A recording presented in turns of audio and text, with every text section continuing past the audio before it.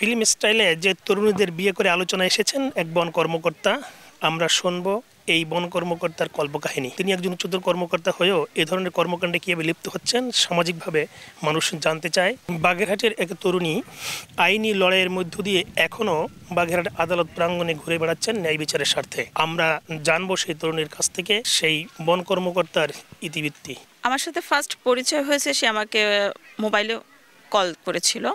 Call করে আমাকে জানতে চেয়েছিল যে আমি চাকরি প্রত্যাশী ছিলাম, কেন আমার চাকরি হয় না। 2টা ভাইবা পরীক্ষা দিয়েছিলাম, সে ভাইবাতে কেন আমার চাকরি হয়নি এই জন্য সে আমার সার্টিফিকেটগুলো দেখতে চেয়েছে। তা আমি ভাবছি যে যখন দেখতে চাইছে তাহলে সমস্যা তো আর নেই। এই সূত্র ধরে সে আমাকে দেখতে আসছেন, মানে ওই সার্টিফিকেটগুলো দেখতে আসছেন। এই সার্টিফিকেটগুলো নিয়েই আমি তার সামনে গিয়েছি, কিন্তু সার্টিফিকেটগুলো নেবার পরে আমি আসলে এমনভাবে আটক হয়ে গেছি তার হাতে, হয় সম্মান যাবে না হয় আমার এই কাবিনে সই করতে হবে। এটা কাবিনে সই করছি না কিসে সই করছি আমি এটা দেখিনি, কিন্তু সই আমি করেছি। সে আসলে বহু বিবাহে আসক্ত এবং আমি ডকুমেন্টালি জানতে পেরেছি 9টা, আর টোটালি সে ডকুমেন্ট ছাড়াও সে করেছে এবং ডকুমেন্ট সব তার কাছেই আছে। আমার জানা মতে সে 17টাই করেছে, আমার কাছে ডকুমেন্টস 9টা। আর আমি জানতাম আমি ফার্স্ট ওয়াইফ, কিন্তু ডকুমেন্ট বলে আমি পঞ্চম স্ত্রী। বর্তমানে তার এই মালামাল থেকে শুরু করে আমার যে স্ত্রীর অধিকার থেকে আমাকে সে এইভাবে রেখেছে বাবার বাসায় দিনের পর দিন।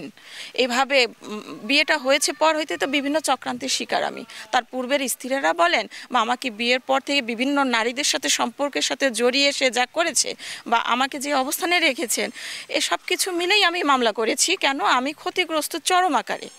এটা প্রশাসনের হেল্প ছাড়া আমি কখনোই পারবো না। আমি আমার যাবতীয় ক্ষতিপূরণের জন্য আমি দাবি জানাচ্ছি। আমরা এতক্ষণ শুনছিলাম যে একজন বিভাগীয় বন কর্মকর্তা কবির পাটোয়ারির যে আসলে যে একজন নারীদের সাথে সে ধরনের আচরণ করেন, সে আচরণের ইতিবৃত্তি। আমরা এবার শুনবো 2 আইনজীবীর কাছ থেকে মামলার আসলে কোন পর্যন্ত গড়িয়েছে, কি অবস্থা আছে, সেই আইনজীবীর কাছে শুনবো। আমরা যাচ্ছি সেখানে।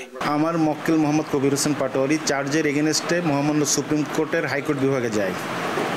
মামলাটি হাইকোর্ট বিভাগের মাননীয় হাইকোর্ট বিভাগের নির্দেশনা অনুযায়ী আপাতত স্থগিত আছে। প্রথম হইতে শেষ পর্যন্ত মামলা সম্পর্কে আমার একটা প্রচুর ধারণাও আছে।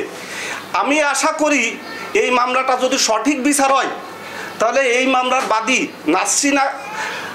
নাসরিন আক্তার দোলন ন্যায্য বিচার পাবে এবং আসামির সর্বোচ্চ শাস্তি হবে। আমরা এতক্ষণ শুনছিলাম নাসরিন আক্তার দোলনের দায়েরকৃত মামলার আইনজীবী, বাদী এবং বিবাদীর দুজনেরই বক্তব্য।